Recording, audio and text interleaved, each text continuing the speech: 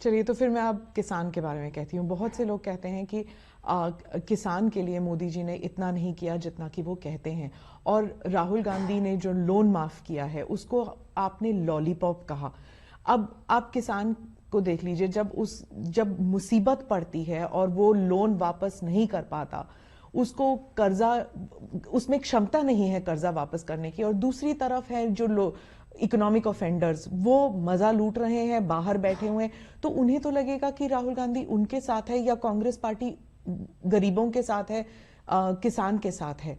इसके लिए आप क्या कहेंगे? पहली बात है कि ये झूठ बोलना, लोगों को भ्रमित करना, उसको मैं लॉलीपॉप कह रहा हूं। दूसरी बात है, कौन सा झूठ सर? जैसे कि हम सब किसानों को कर्ज माफ किया, हकीकत है नहीं किया। हकीकत है नहीं किया है।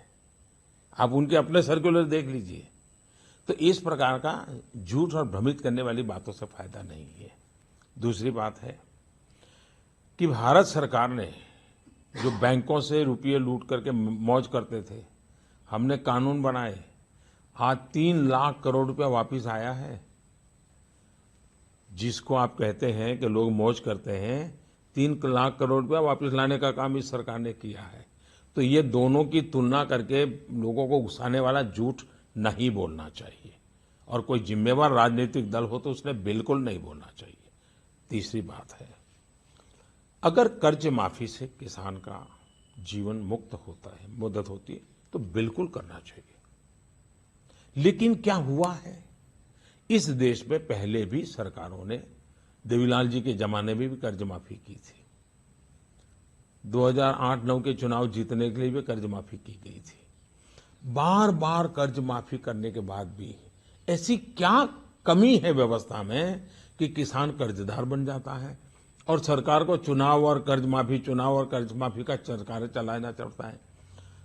तो उपाय ये है कि किसान को मजबूत बनाना, एम्पावर करना, बीज से लेकर बाजार तक सारी व्यवस्थाओं को सुविधा देना। अब मुझे बताइए, बीज किसान को अच्छा मिलना चाहिए नहीं मिलना चाहिए? हमारी सरकार ने कदम उठाए हैं। किसान को पानी मिलना चाहिए नहीं मिलना चाहिए? आज करीब 100 योजनाएं सालों से लटकी पड़ी थी। सिंचाई योजनाओं को हमने प्राथमिकता, लाखों करोड़ों रुपया लगाया है, और उसको हमने किसान को पानी पहुंचाने का काम किया। चुनाव जीतने के लिए सिंचाई की क्या जरूरत थी? वो लाखों करोड़ रुपए में ऐसे ही कह देता, माफ कर दो। वो तो आपने बहुत सारे स्कीम्स किए हैं, जिसे जो आप अपने कैंपेन स्पीचेस में कहते हैं, या आपके वैसे भी स्पीच, सॉइल कार्ड, यूरिया, ये सब आप स्पीचेस में कहते हैं। लेकिन जब एक्चुअली फार्मर को कर्ज के तले दबा रहता है, यही मैं तब वो कहता क्या हूं, करे? यही तो मैं कह रहा हूं। जरा उस तक पहुंचने के लिए पूरा कीजिए ना आप जी। यानी हम जो कर रहे हैं वो तो यूं ऐसे थोड़ा चलता है जी। मेरा कहना है, किसान को कर्ज होता क्यों है, उसकी समस्याओं का समाधान कर, सही कर्ज में हमें ये स्थिति बनानी चाहिए कि उसको कर्ज हो नहीं, ये हमने स्थिति बनानी चाहिए। हम सॉइल हेल्थ कार्ड दिया, किसान की लागत कम हुई। जो फालतू दवाई डालता था, फालतू फर्टिलाइजर डालता था, उसको लगा भी जरूरत। जो उसकी फसल के लिए जमीन ठीक नहीं थी लेकिन पड़ोसी करता है, वो करता है, सॉइल हेल्थ के कारण उसको समझ आने लगी है। 2 क्रॉप के बीच में एक और क्रॉप लिया जा सकता है, उसको समझ आने लगी है। पल्सिस में कभी जाता नहीं था, जो कम लागत वाली है, आज पल्सिस में वो जा रहा है। तो उसी का परिणाम है कि फसल ज्यादा पैदा हुई है।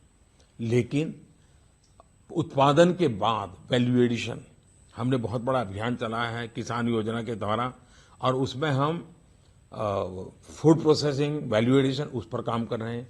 हमारे यहाँ कोल्ड स्टोरेज की चेन बनाने की दिशा में हम बहुत तेजी से काम कर रहे हैं। वेयर हाउसिंग को बनाने के लिए हम बहुत तेजी से काम कर रहे हैं। ट्रांसपोर्टेशन, हमारे देश में ऐसी गलती होती थी कि जहां चावल पैदा होता है वहां का चावल वहां पहुंचाने के बजाय वो कहीं और ले जाते थे। जहां चावल दूसरी जगह पर कम पैदा होता है वहां से उठा करके यहाँ ले आते थे, रेलवे का खर्चा करके लगाते थे। हमने जोनिंग करने का प्रयास किया कि पहले जहां उत्पादन होता है और वहां जो जरूरियात है वो वहीं पहले पूरा करो, ताकि ये वायर एंड टेयर बढ़ता न चला जाए। तो ऐसी छोटी छोटी छोटी छोटी चीजें इतनी की हैं कि जिसका परिणाम है अब किसान को हमने अन्नदाता से ज्यादा जोड़ करके अब ऊर्जादाता भी बनाना चाहते हैं। हम चाहते हैं वो अपने खेत में फसल के सिवाय के समय पर सोलार पैनल से बिजली पैदा करें, बिजली दें।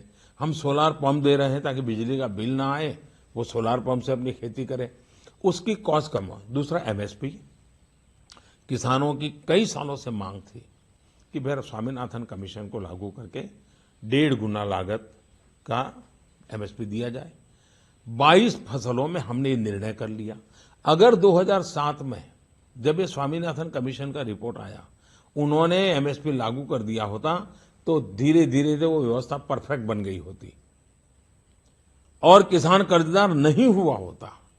लेकिन वो करने के बजाय चुनाव जीतने के रास्ते खोजना। तीसरी बात है, हम देश के किसानों को समझाना, ये मीडिया की भी जिम्मेवारी है। क्या कर्ज माफी करके किन किसानों को फायदा होता है, कितने किसानों को फायदा होता है। देश का बहुत कम वर्ग ऐसा है जो बैंकों से लोन लेता है।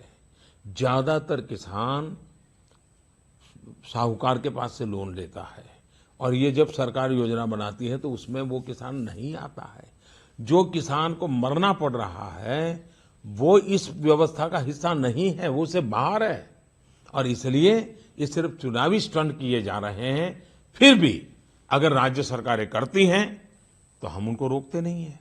हमने किसी राज्य सरकार को नहीं रोका है, कुछ भाजपा सरकारों ने भी किया है।